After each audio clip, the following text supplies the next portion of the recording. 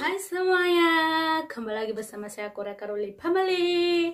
Majua-jua, annyeonghaseyo. Saya berharap semua teman-teman dalam keadaan baik-baik semua. Teman-teman, seperti yang sudah kita tahu, saya saat ini lagi mengandung anak kedua ya. Dan saya di sini mau berbagi cerita atau pengalaman perbedaan waktu mengandung anak pertama dan kedua. Karena kemarin si anak pertama pas hamilnya di Indonesia dan yang kedua sekarang di Korea, teman-teman. Bagaimana pengalaman yang saya dapatkan hamil di Korea dan di Indonesia. Di Indonesia kemarin saya tidak mendapatkan apa-apa ya.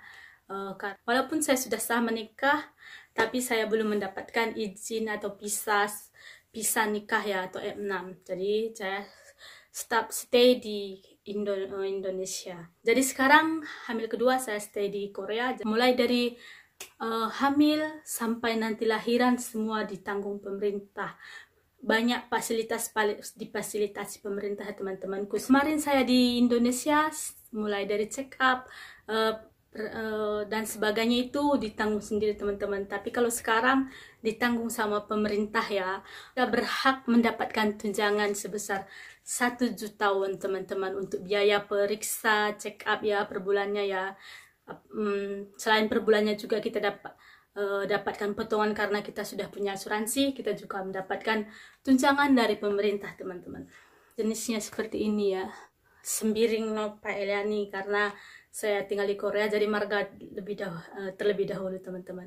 Jadi dari pemerintah itu untuk biaya tunjangan awal dapat 1 juta atau dirupiahkan untuk kurs hari ini kurang lebih 12 juta ya. Dan biasanya kalau sekali check up itu biasanya cuma kena 20.000 atau 18.000 won, teman-teman, atau berkisar 250 atau 300 ribuan gitu aja ya. Semua itu juga dipotong karena saya juga punya asuransi di sini, teman-teman.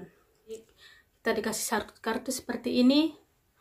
Kita hanya bisa menggunakan untuk biaya check up. Selain uang check up juga dikasih, teman-teman, sama pemerintah sebesar 1 juta. Nanti pas lahiran juga bakal dikasih tunjangan mungkin beberapa juta juga ya dapat ya. Di Indonesia kemarin tidak ada check up yang berlebihan. Di sini kemarin pas hamil 2 bulan saya tes darah, teman-teman. Jadi diambil darah saya. Tuhan sangat bersyukur, baik-baik, teman-teman. Jadi tes itu merupakan tes untuk mengetahui janin kita sehat, janin kita tidak ada kekurangan atau cacat apapun, teman-teman. Jadi kalau tahu lebih awal, tahu bagaimana cara mengatasinya. Ada, ini dia hasilnya. Menunggu 2 minggu, sudah ditelepon dokter kandungannya. Semuanya baik, puji Tuhan, semuanya baik-baik. Dan dikasih semua ya detail-detailnya ya. Sembiring no Pak Eliani. Saya kurang tahu juga bahasa Korea semua, teman-teman. Bahasa Korea semua. Biaya cek darah itu sebesar 622.000 won, teman-teman, atau kurang lebih 7 jutaan lebih ya.